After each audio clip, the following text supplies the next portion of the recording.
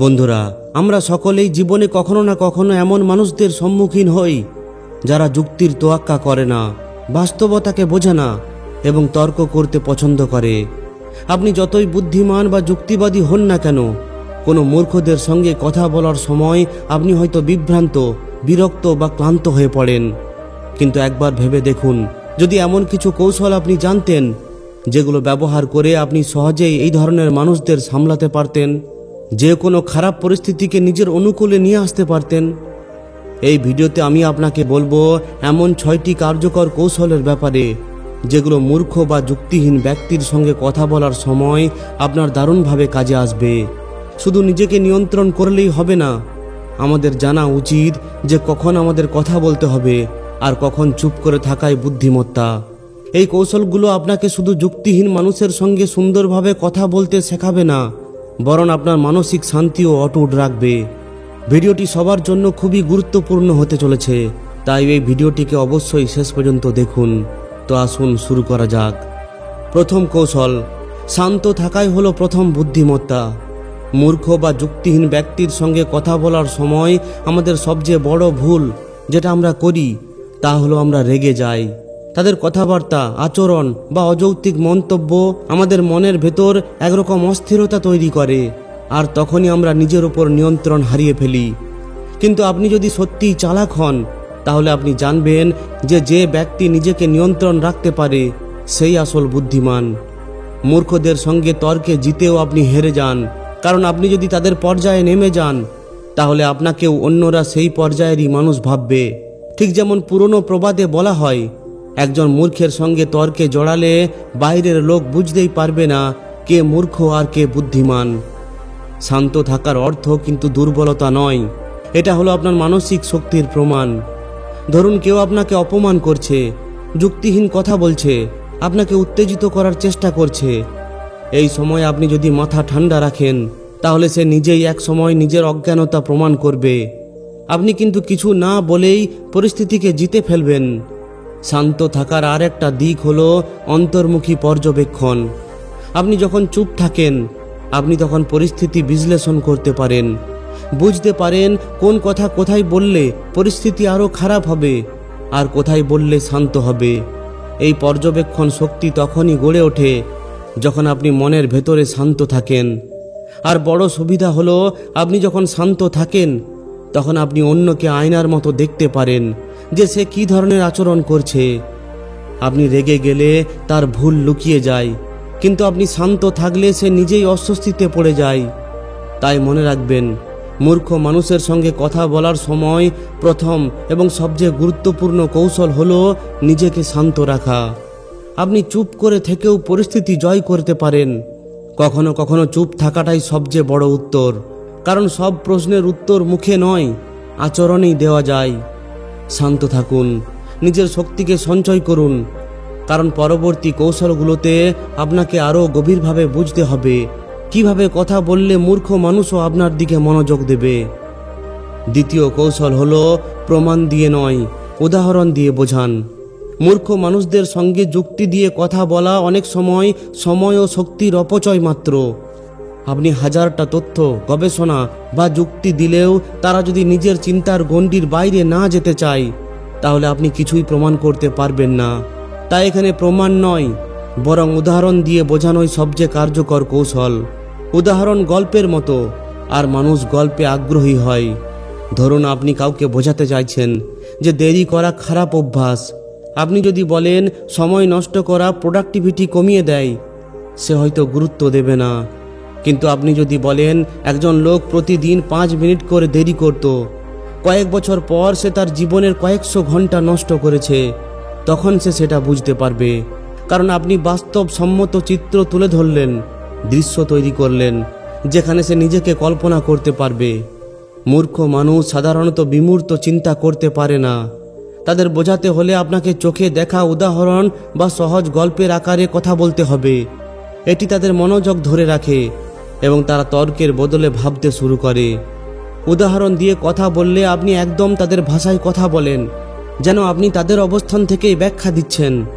আর একটা বিষয় হলো, যদি আপনি সরাসরি তাকে ভুল বলার চেষ্টা করেন, তাহলে সে প্রতিরোধমূলক আচরণ করবে। কিন্তু যদি আপনি বলার ভঙ্গিতে বোঝান যে দেখো এরকম ঘটনা ঘটেছিল, তখন সে তার নিজের মতো করে চিন্তা করতে শুরু করে। আপনি তার ইগোকে আঘাত না করে তাকে শেখানোর সুযোগ পান। এটা হলো এক ধরনের মনস্তাত্ত্বিক কৌশল। আপনি যেন একজন শিক্ষক যে ছাত্রকে শাসন না করে গল্প শুনিয়ে শেখাচ্ছেন, আর এই গল্পের ভিতরেই লুকিয়ে থাকে আপনার মূল বার্তা। তাই মনে রাখবেন, মূর্খ ব্যক্তিকে কিছু বোঝাতে চাইলে হাজারটা যুক্তির বদলে একটি শক্তিশালী উদাহরণ অনেক বেশি কার্যকর।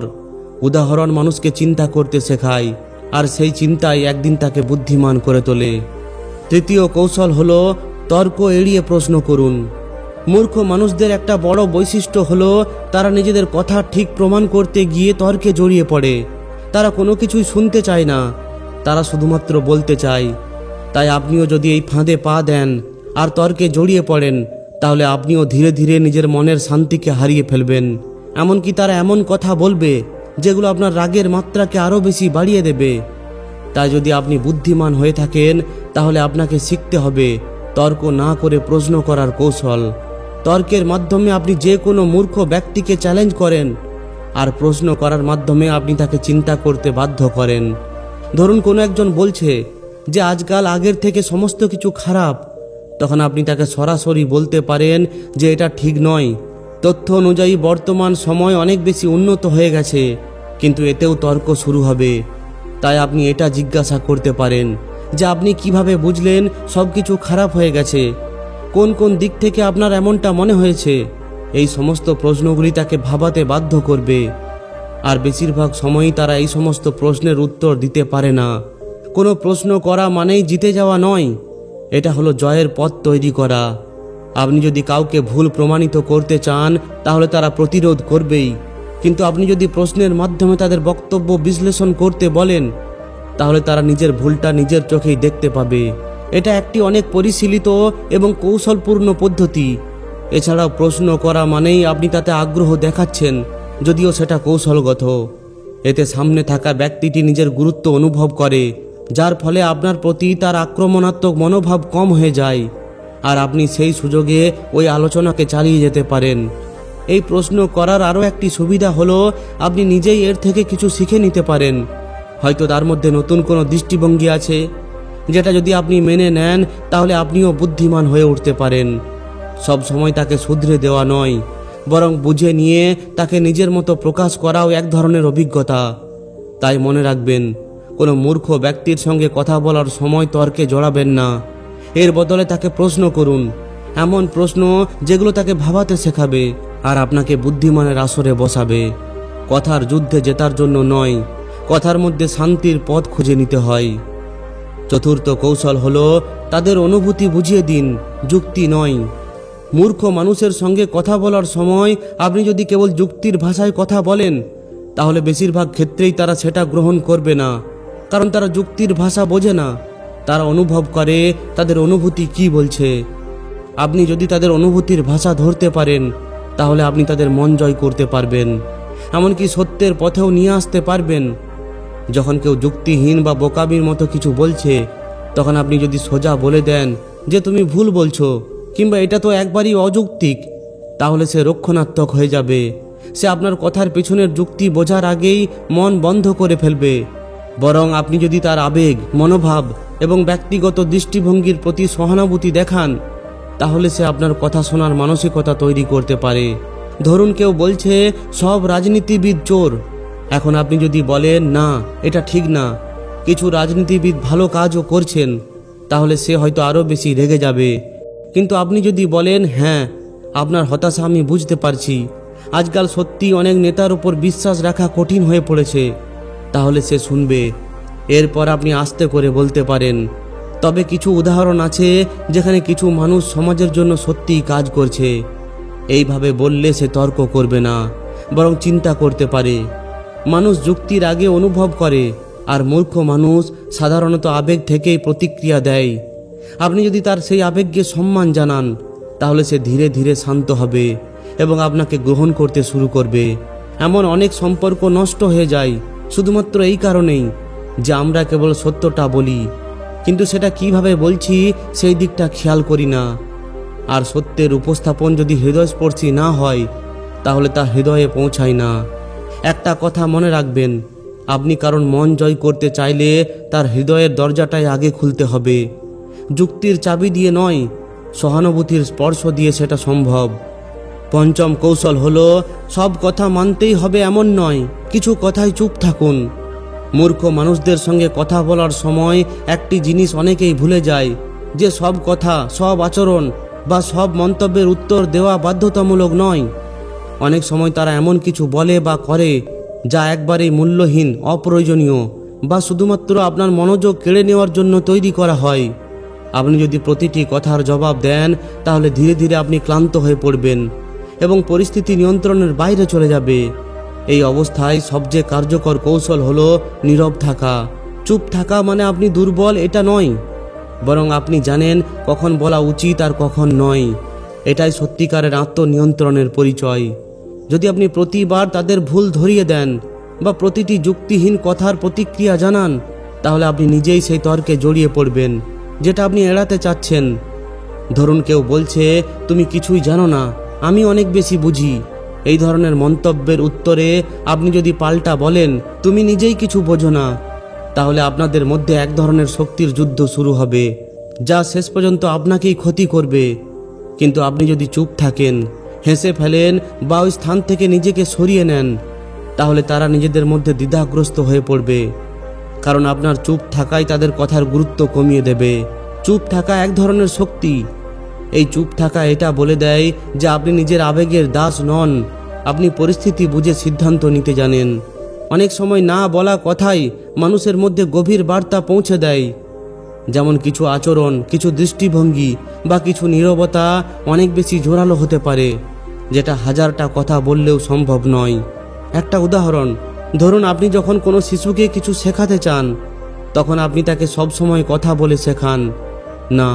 মাঝে মাঝে আপনি চুপ থেকে তার আচরণ দেখুন, অপেক্ষা করুন সে কখন নিজের ভুল বুঝছে। ঠিক তেমনই মূর্খদের কিছু কথা উপেক্ষা করাই সবচেয়ে বুদ্ধিমানের কাজ। সব কথার উত্তর দিতে হবে এই ধারণা থেকে বেরিয়ে আসুন। মনে রাখবেন, আপনার সময়, শক্তি আর মানসিক শান্তি, এই তিনটি জিনিস অনেক দামি। সেগুলো অযথা নষ্ট করা নয়, বরং রক্ষা করাই হলো সত্যিকারের আত্মসংযম। সর্বশেষ এবং ষষ্ঠ কৌশল হলো, নিজের মানসিক শক্তিকে আগে রক্ষা করুন। মূর্খ মানুষের সঙ্গে কথা বলা সবচেয়ে বড় বিপদ হলো, আপনি না চাইলেও ধীরে ধীরে আপনার মনের শান্তি হারিয়ে ফেলেন। আপনি বারবার চেষ্টা করেন বোঝাতে, বারবার নিজের যুক্তি দেন, কিন্তু তবুও তারা বুঝতে চায় না। এইভাবে চলতে চলতে আপনি ক্লান্ত হয়ে পড়েন। রোগ, হতাশা, বিরক্তি সব একসাথে আপনার মনের ভিতরে জমতে থাকে। তাই শেষ কৌশলটি হলো, কথার জয় নয়, আগে নিজের মানসিক শক্তিকে রক্ষা করুন। এই পৃথিবীতে সব মানুষকে আপনি পরিবর্তন করতে পারবেন না, সবাইকে বোঝানো সম্ভব নয়। কিছু মানুষ আসলে শুধু কথার জন্য কথা বলে, বোঝার জন্য নয়। তারা তর্ক পছন্দ করে, যুক্তি নয়। আপনি যদি বারবার তাদের পরিবর্তন করতে যান, তাহলে আপনি নিজেই ধীরে ধীরে নিজের শক্তি হারাবেন। তাই যখন দেখবেন কেউ বারবার আপনাকে কষ্ট দিচ্ছে, অপ্রয়োজনীয়ভাবে তর্কে জড়াচ্ছে, আপনার সময় ও শক্তি খেয়ে নিচ্ছে, তখন সাহস করে একটাই সিদ্ধান্ত নিন, এই সম্পর্ক বা কথোপকথন থেকে নিজেকে সরিয়ে নেওয়া উচিত। এটা আত্মরক্ষার মতোই গুরুত্বপূর্ণ। নিজের মানসিক শক্তিকে রক্ষা মানে শুধু তর্কে এড়ানো নয়, বরং এমন পরিবেশ থেকে নিজেকে বাঁচিয়ে রাখা যেখানে আপনি বারবার নিজের আত্মমর্যাদা হারান। আপনার শান্তি, আপনার মনোযোগ, আপনার ভাবনার গভীরতা, এই জিনিসগুলো খুব দামি। এগুলো এমন মানুষের জন্য নয় যারা এগুলোর মূল্য বোঝে না।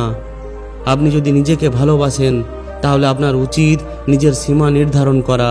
কার সঙ্গে কতটুকু কথা বলা যাবে, কোন পর্যায়ে থেমে যেতে হবে, এই নিয়মগুলো আপনি নিজেই তৈরি করুন। মনে রাখবেন, চুপ থাকা বা সরে আসা মানে হার নয়, বরং আপনি নিজেকে বড় সিদ্ধান্ত নিতে শিখিয়েছেন। সবচেয়ে গুরুত্বপূর্ণ বিষয় হলো, আপনার মানসিক শক্তি আপনার জীবনের সবচেয়ে বড় পুঁজি। সেটা যদি আপনি অযথা কিছু মানুষের জন্য নষ্ট করে ফেলেন, তাহলে আপনাকে অনেক মূল্য চোকাতে হবে। বন্ধুরা, এই পৃথিবীতে সবাই বুদ্ধিমান হয় না, আর সবাইকে আপনি বোঝাতেও পারবেন না। কিন্তু আপনি যদি নিজের মানসিক শান্তি ধরে রাখতে শিখে যান, তাহলে মূর্খদের কথাও আপনাকে আর কষ্ট দেবে না। মনে রাখবেন, নীরবতা, সহানুভূতি আর আত্মনিয়ন্ত্রণ, এই 3টি গুণই একজন প্রকৃত বুদ্ধিমান মানুষকে আলাদা করে তোলে। আপনার সময়, সম্মান আর শক্তি নষ্ট করবেন না এমন মানুষের জন্য যারা তার মূল্য বোঝে না। তো বন্ধুরা, আশা করছি আপনি এই ভিডিওটি থেকে অনেক কিছু শিখতে পেরেছেন। যদি এই ভিডিওটি আপনার মনকে একটুকুও ছুঁয়ে যায় তাহলে অবশ্যই একটি লাইক ও শেয়ার করে দিন। আর যদি এই ধরনেরই আরও শিক্ষামূলক ভিডিও পেতে চান তাহলে আমাদের এই চ্যানেলটিকে অবশ্যই সাবস্ক্রাইব করে নিন। ধন্যবাদ।